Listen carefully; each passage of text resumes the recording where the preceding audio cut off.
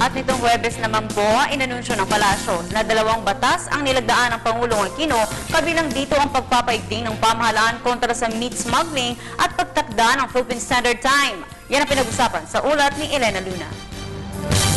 Makukulong na ang sinumang manghuhuling nagbebenta ng karneng double dead o botcha.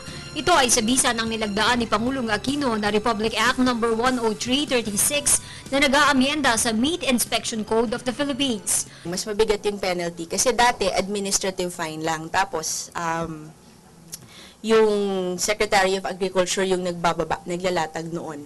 So ngayon, nasa batas yung fine, pati yung pagkakulong. At dati po kasi kapag nakahuli ng ganitong hot meat na tinatawag natin, ang mandato lang nila i-confiscate at sunugin. So ngayon, makukuha na yung binibenta mo, tapos meron ka pang fine, tapos meron pang imprisonment. Nakapaloob sa batas ang parusang 6 na taon hanggang 12 taong pagkakakulong.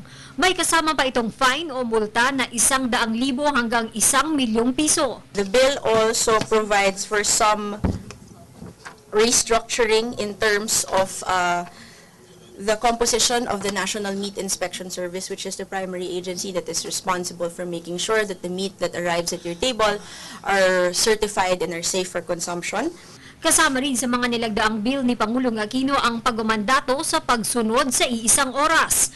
Kikilalanin ito bilang Republic Act No. 10535 o ang Philippine Standard Time Act of 2013. Lahat po ng ahensya ng pamahalaan ay minamandatuhan na sundan na po at gamitin ang Philippine Standard Time. At sino po yung susundan natin? Ang PAG-ASA.